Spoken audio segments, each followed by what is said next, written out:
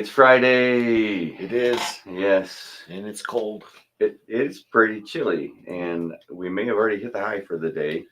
It may be downhill from here. No.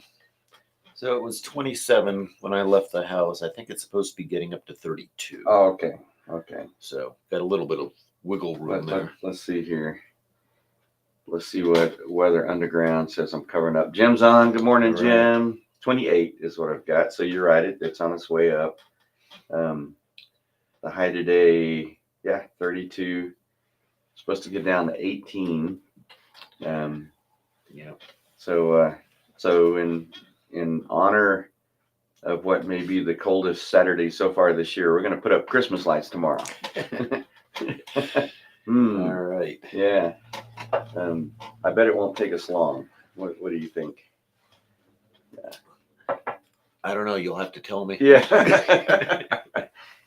Paul says I've got plans. Yeah, I wish I could help with that, but can't do it tomorrow. That's all right. You can go ahead and jump out this morning and get a head start. Oh, there you go. Yeah. Of course, I don't remember that darn day job of mine. Oh yeah, that's right. I don't remember where anything is, so that'll be good. I think I know. I think it's in the shed. We'll find it. Jim will find it. He's a good guy. He can find it. You have to check every bulb to make sure that we don't buy those kind of lights. Right. We have LED lights. That's good. And if one is out, the rest should still work. If they don't, I'll be making a quick trip to Walmart or somewhere to get lights that work that way. Yep.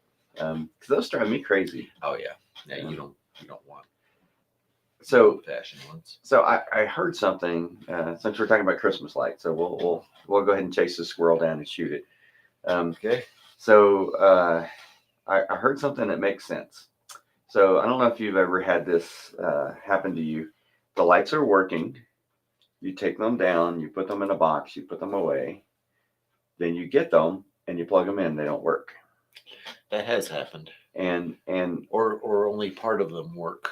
Yeah. So it's not the old strands where if one goes out, they all go out. Now you can have just sections of the strand that go out and the rest works. I heard an explanation that could make a little sense if this is true. Most people put those in the attic or somewhere that's not very weatherproof, and they sit through the summer. And I don't know if you've ever looked at the filaments in those little fuses that each strand has. They're pretty like a hair. Yeah. And so the theory that this guy had was that when we do that, that puts them somewhere hot, and it's those fuses that get messed up. Well, that might explain an entire strand going out, or a section, because each section has its own fuse. Yeah. Oh, I didn't know. Yeah, every time you plug it in, there's a fuse in the plug. Oh, well, every plug that you have. Okay, I get you, that. You mean a section in one seal? Okay. I don't know. That's just you. No explanation. I'm almost to the place in life where I'm just like, let's just get new lights every year. I think it has to do with the age of the strand because it's electronics, and electronics will wear out, and they don't make them like they used to. Yeah, the wires are getting thinner, connections are getting a little. I know the bulbs used to be about that big. The big C4, is that what they are, or C2? I don't know what they. So, yep. Now that's what we'll be doing tomorrow. Okay. Well, have fun. Yeah, we will. Jenny's on. Good morning, Jenny. Got right. Kim and Jim and Jenny. And so here's what we were talking about. And the message was press on. And we're talking really about change. And the big idea is if a church isn't changing, then it's dying. Uh-oh. And I've seen it too many times. I've seen a church that, let me make this big and see. Whoa. Yeah, we don't. I know we got rid. Yeah, but it's not doing the deals anymore when it's big. Can't see the chat. Anyhow, okay. So no large print today. All right. So So I've seen it that you have a church, and usually, at one point the church is going well, but then uh, the church starts to decline, and usually when that's happening, the church quit reaching out to its community, and so the church has quit changing. I'll talk about it Sunday in the message, but there is a curve of the rise and decline of organizations, and it applies to churches too. And at one point, you plateau. Everything is working great, and it's usually the heyday of the organization or the church, but it doesn't stay on the top. Never. It never stays. There's no church or organization that ever stays there. Right. And so, if you don't change, then that will begin to decline. And so I've seen it. I mean, I've seen churches that the ones that I've seen a lot in the Fort Worth area were churches of white folks, and all of a sudden the community around them changed, and it's a Hispanic community or another minority community. And so this church all of a sudden isn't relevant anymore in the community. They don't know how to reach out. And so then eventually we know, if you don't get new, younger people in, then it doesn't take a generation or two before you're gone. Right.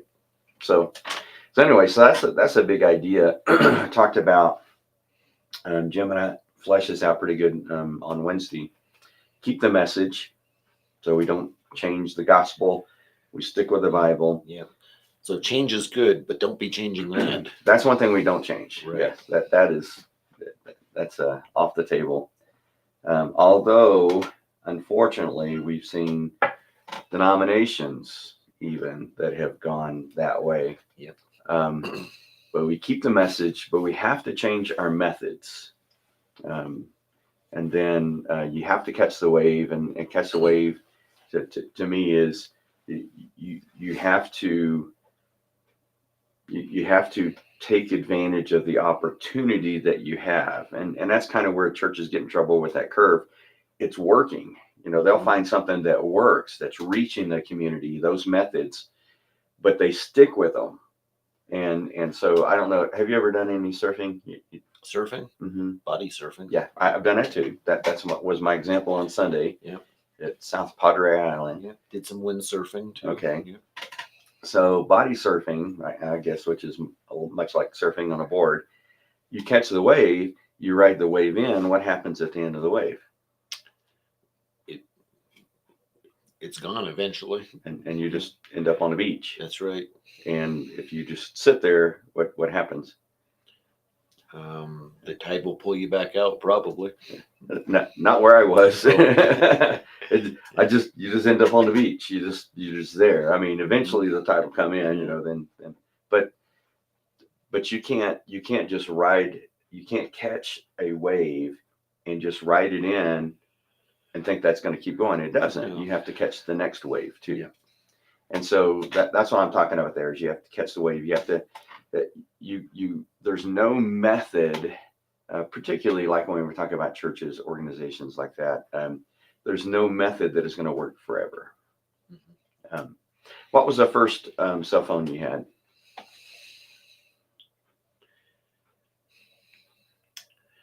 It was a car phone. It was a car phone. Yes. You still have it? No, If you did, would it still work? probably not. Okay. But it worked great when you had it. That was probably cutting edge. It was. Yeah. You were like James Bond. Yeah. Weren't too many people who had a car phone. But it had to be in the car. You couldn't take it out of the car. It was installed in the car. Yeah. The next thing after that, I think, was bag phones. Yeah. Right. But you still had to plug it in. Had no battery. Yeah. And then after that was that I knew of. I had my first cell phone was a Motorola Brick that looked like an Army field phone. That didn't even have a belt clip on that thing. You need suspenders to hold your britches up if you did that. So that's the thing that you have to catch the wave. You can't find one thing that works and think it's always going to work. you have to keep adapting and changing. So here's what I want to talk about today. Oh, Vicki and Bethany hopped on there. Oh, good. Snuck morning. in while I wasn't looking. So change a lot of times for people is hard, but if we accept that a church that isn't changing is dying, then we need to always be about changing. How do we do that? I mean, so as individuals, I'm thinking about, the people in our church and just for me too, because I'm just like everybody else. I find something that works, man, I want to stick with it. Whew, we found it. Here it is. Let's keep going with this.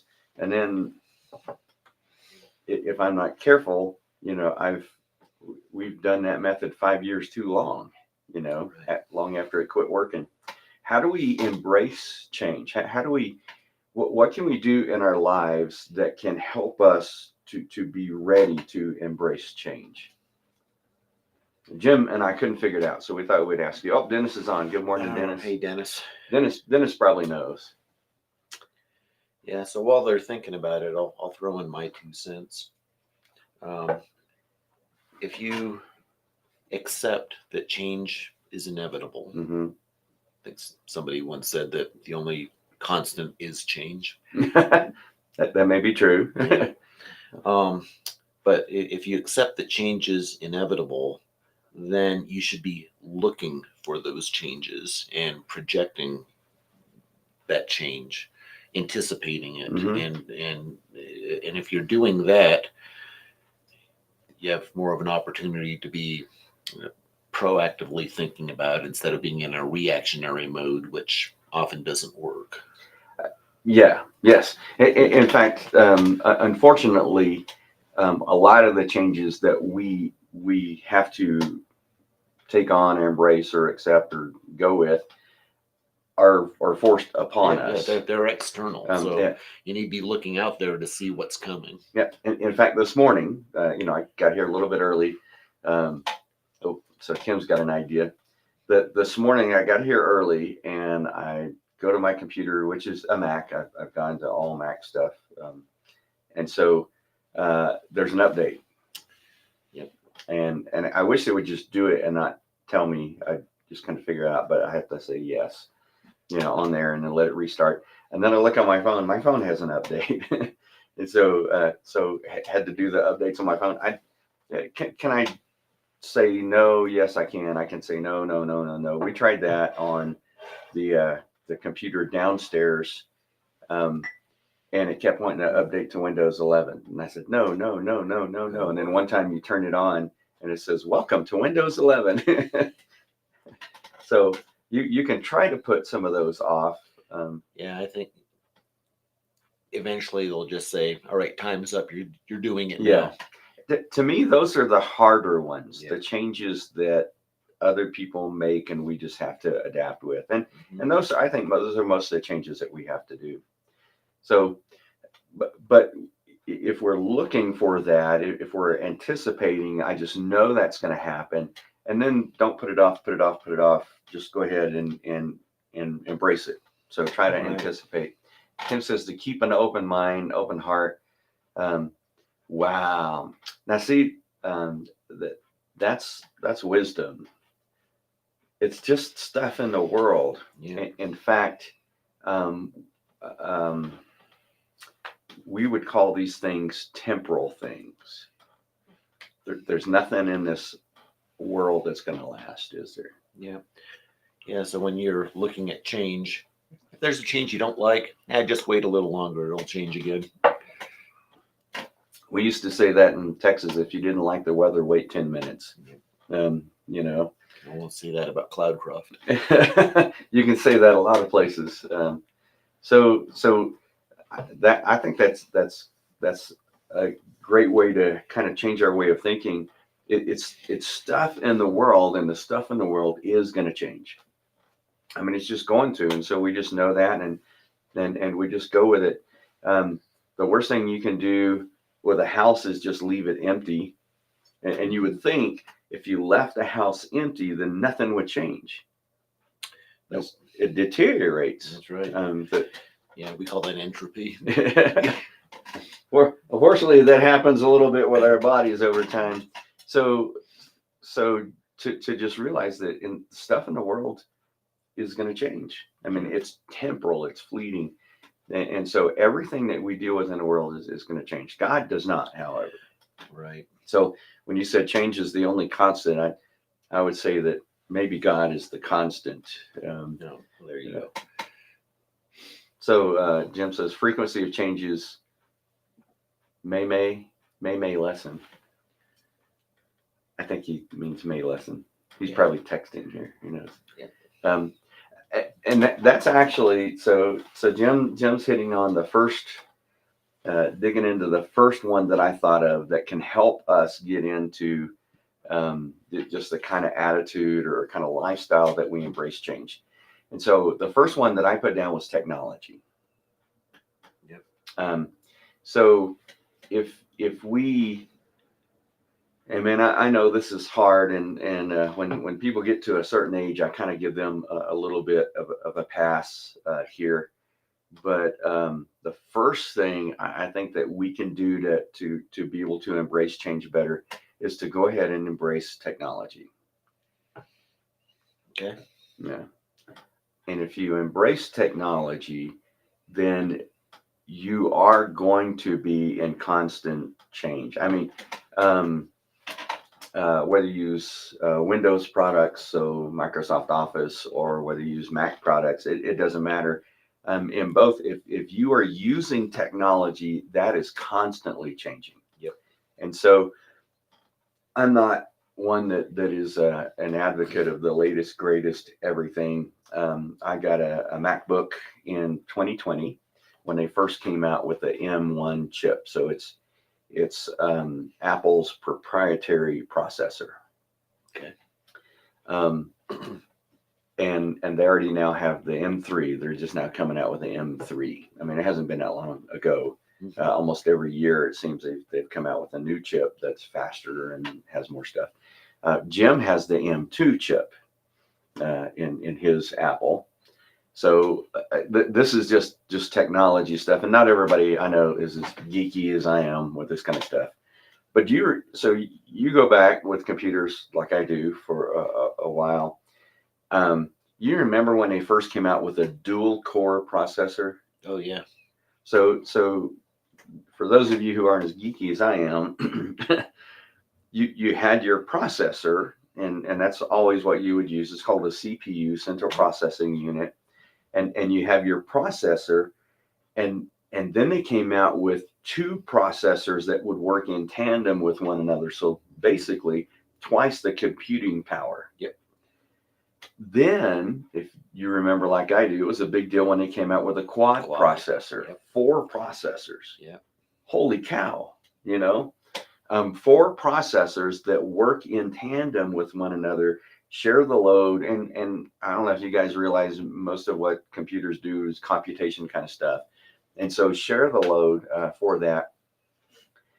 The M1 chip for the Apple has an 8 processor CPU. Wow. Okay, 8. Mm-hmm. That's crazy, but it gets better.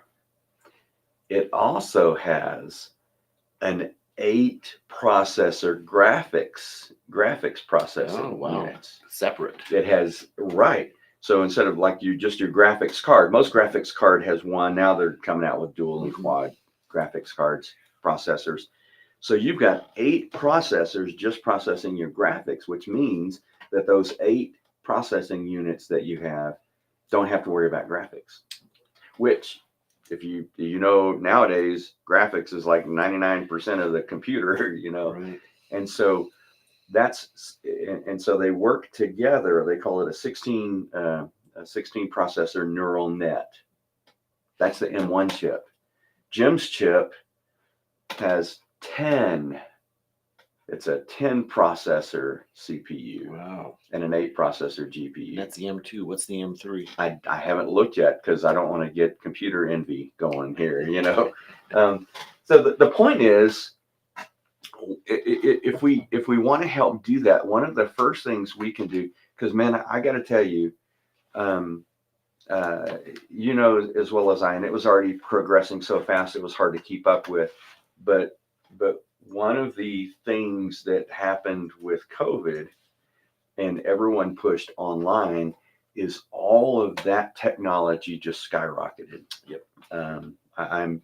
I'm shocked. I mean, for Apple to come out with basically a new processor every year for the last 3 years is nuts. I mean, used to, do you remember? You'd have to wait 3 or 4 years before they'd come out and, you know, with a It was about every 18 months. 18 months. Yeah. Okay. But just to keep pumping up, and that's just one tiny little thing. Yeah, but the amazing thing was, or is, because I think the trend is still happening, that the processor power tends to double every 18 months. At least. Yeah, Yeah, so, at least. I mean, so we were just making leaps and bounds Yeah. in Jim's, that alone. yeah, Jim's Mac with the M2 is much faster than mine with the M1. And so if we can just go ahead and begin to press into technology, just get that will help us kind of get in the mode of change. You have to do that.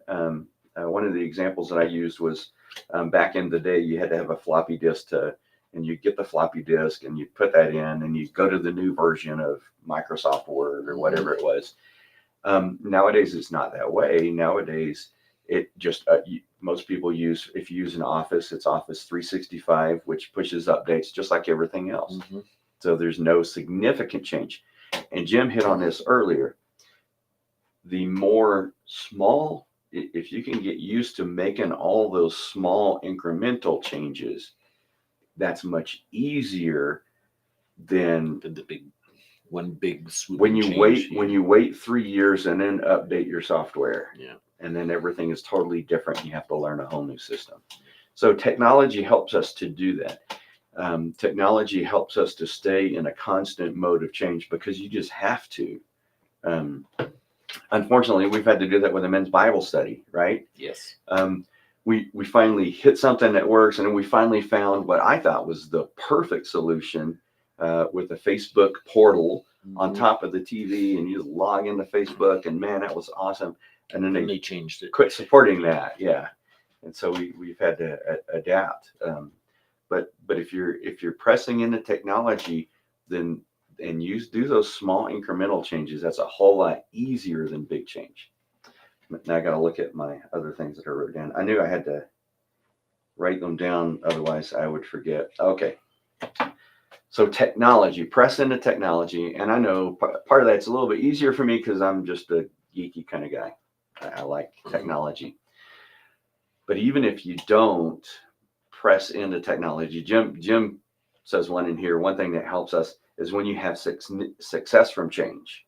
Yep. So when you get a form of technology or using a technology and it helps and you see how helpful that is. And it's not just with that, it's with other things. So success helps make the change easier. So here's another one. Are you ready for this one? This one may be a little bit harder. This one everybody can do, whether you're geeky or not. Are you ready? Sure. Make changes in your routines. I know that's hard, isn't it? Are you a creature of habit? Yes. Yes, I am. I'll tell a true story. It might have been Wednesday.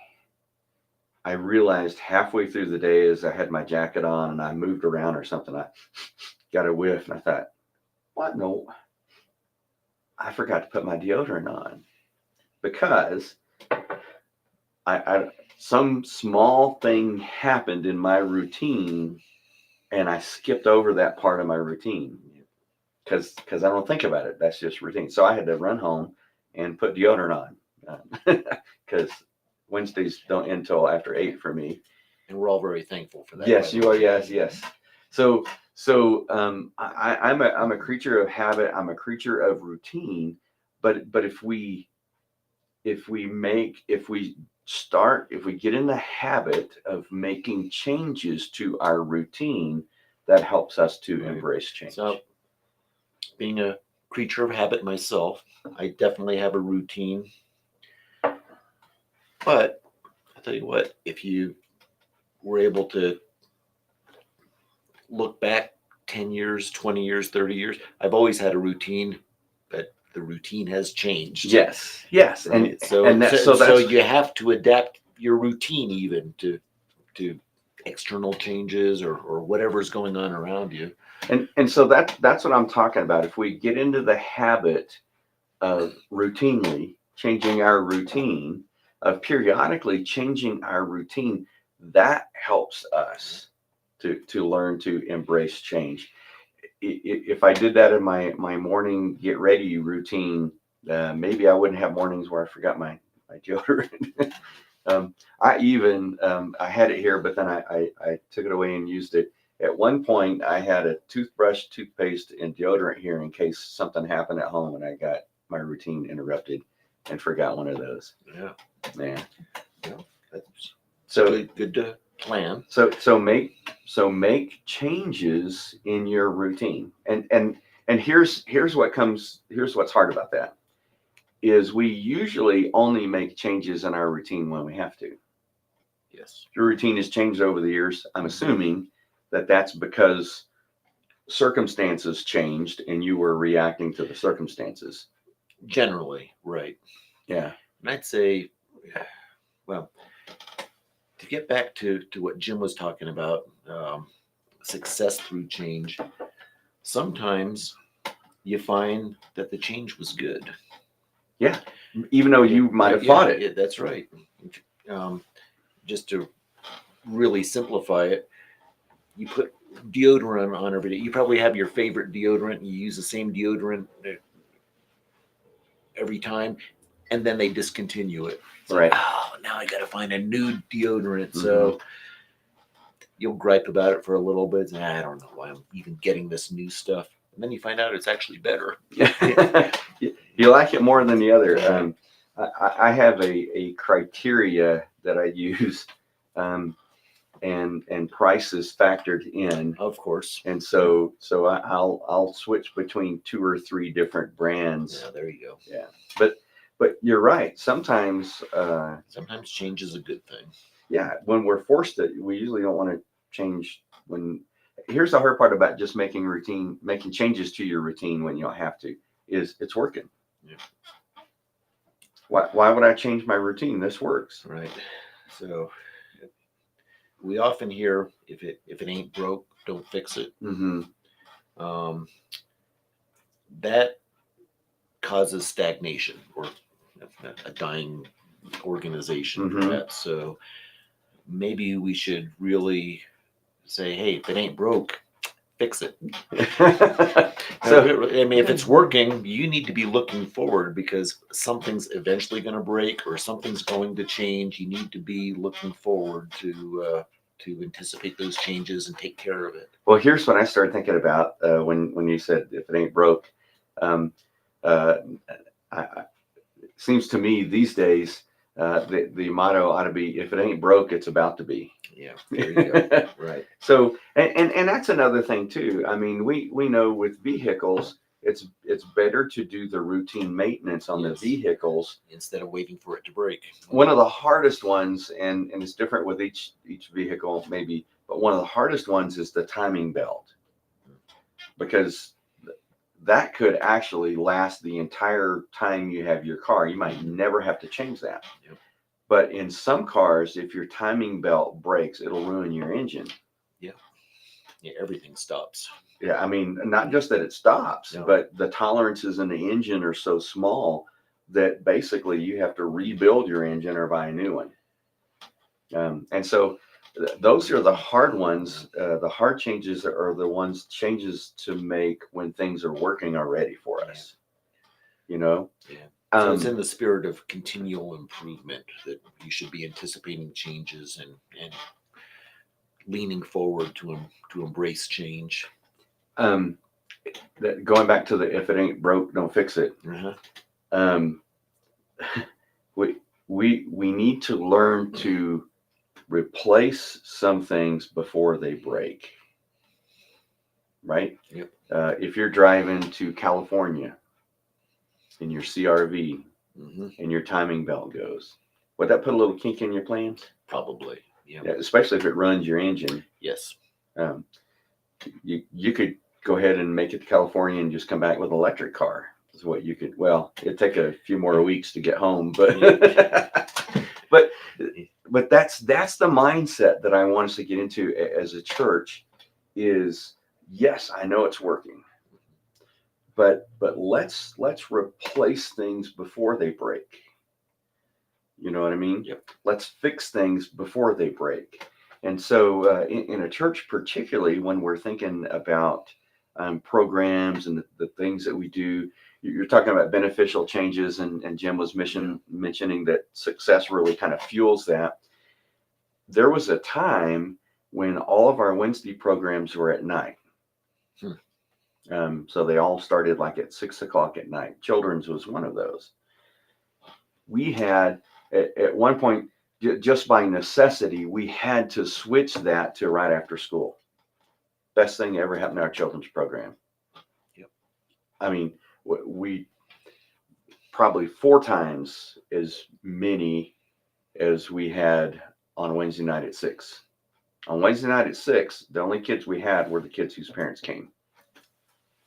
Now we have tons of kids and open doors for opportunity to be able to reach their parents. I mean, kids that don't go to church here. Some of them don't go anywhere.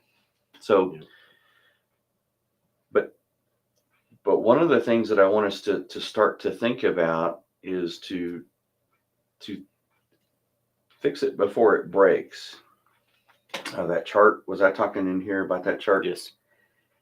One of the things that you want to do is before you hit the apex of that, if you keep making the anticipate, look ahead, and that's one of the other things I've got here, keep making those adjustments, then you don't hit the plateau, you just keep adjusting as you go along. You don't ride that wave out until you hit the end. As the wave's going, you catch the next one, And that leads us to the last thing, since we're about out of time. Yeah. Reevaluate, and we've kind of been talking about this the whole time. Yes. That all along the way, we in church life, we probably ought to build this into maybe after every event we do, build this into 2 or 3 times a year for some of our programs, but to say, what's it supposed to do? What's its function? What is the purpose of this? And is it fulfilling its purpose? Is it still working? Does it need a tweak? Or does it need an overhaul? Yeah. So, when I mention continual improvement, that suggests that you're not making change just for the sake of change. Right. You are trying to improve what you have through change. You're kind of like me in this. You've had your car for a while now, right? Yes. Me too.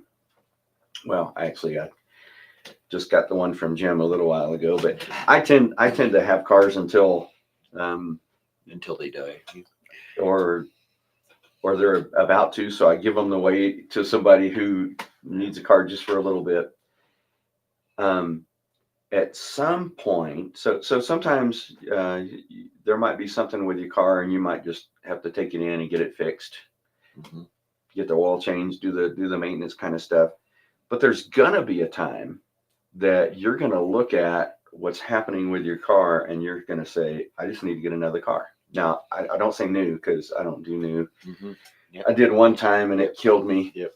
Lost $3,000 in 30 seconds as I drove off the lot. So at some point, so some things can be tweaked. Some things we can even overhaul. In church. Other things we might just have to scrap, and those are hard. But if we can build into our lives, if we can just get in the habit of reevaluating things, just okay. So, I've changed my routine in the morning a couple of times. Parts of it. Sometimes I get up and just get my shower and get dressed and everything right away. Other times I get up and I might be able to sit around and drink some coffee and, get the fire going and all that, and then get my shower and stuff before I go. But if we can get in the habit of just doing that in our lives, I think it'll be a little bit easier for us as a church, because as we head into 2024, you'll find out on Sunday. Sunday, I'm going to kind of cast a vision for what 2024 is going to look like. I think enough has changed since COVID that we need to do some big reevaluating. I would Is agree. that a little scary? No. Okay, that's why I wanted to preach that message last week, which actually was that keep the message, change the methods, and catch the wave was the very first message I ever preached here. Really? When I came in view of a call 20 years ago. How about that? I was ahead of my time, wasn't I? Yes, you were. Yeah. I had no idea COVID was going to happen. But that's why I wanted to kind of bring that back kind of full circle last week, because as we talk about reevaluating everything, and that's not the theme. I'll give you guys, because y'all are cool, and you 5 of you have hung in here for 38 minutes. The theme for 2024, are you ready? Is reimagine. Reimagine. So more than rethinking everything, which was the year of 2021, that we reimagine everything. I think things have changed that much that we need to do that. But before I tell everybody that on Sunday, I wanted them to understand we're going to keep the message. We're not reevaluating whether the Bible's true or not. It is. Our theology is going to stay the same. We're going to keep our pastor too. Yeah, I plan on hanging around. It's kind of like after some churches change their pastors frequently. I know. It's kind of like after you've been married for a while. Women, especially for us, they have too much invested in us. They're like, it's too much trouble to change at this point. So they have too much invested in me here. They're not going to get rid of me. I don't plan on going anywhere. I hope that's what she thinks, right? Yeah. I think Cynthia thinks I'm just too tired to start over. I don't know. There you go. But I just want to encourage you guys. The more you resist change, the harder it is going to be for you, because it's going to come. Yep. And if you only change the things you have to, I believe in the years ahead, not just here at FBC Cloudcroft, but in the years ahead, just in life, I think there are going to be some big changes coming. And if you only change what you have to, if you're only changing reactionary, I think it's going to cause a lot of stress in your life. So I don't want us to just change what we have to. I want us to the way I said it at the end of the message was, it's not enough to keep up anymore. Mm-hmm. Although for 20 years here, and even before then, that was what we were just trying to keep up with technology, trying to keep up with culture, trying to keep up with what's happening in the generations that we're getting. It's not enough anymore to keep up. We have to get ahead. And so that's what we're going to do in 2024. But before that, we still have Christmas. So let me pray for you guys. Thanks for hanging in with us. And we did most of the talking today. Yeah. So next week, we'll let them talk a lot more. That sounds like a good We'll help them reimagine. Yeah. We should change something. Why not? I mean, it changes for us automatically anyhow. So, all right, let me pray. Lord, thank you for your love, for the way that you take care of us and the way that you use us, God, for your purposes. Lord, help us to remember it's not about our comfort. That is so hard. And especially, God, when we find things that work, and we just want to maybe take a breath, and just kind of let's let this work this way for a while, and we'll kind of take a break before we make any more changes. I'm thinking that our culture, our world is kind of past that anymore, and God, particularly in church leadership, we can't, I believe, afford to do that, to coast.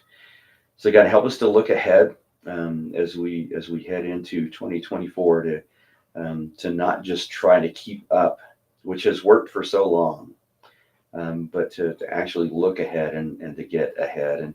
And God, incorporate that into our lives. Help us to always be open to what you want to do, and God, how you want to move and work in us, and whatever changes that means in our personal lives, Lord, as well as FBC Cloudcroft.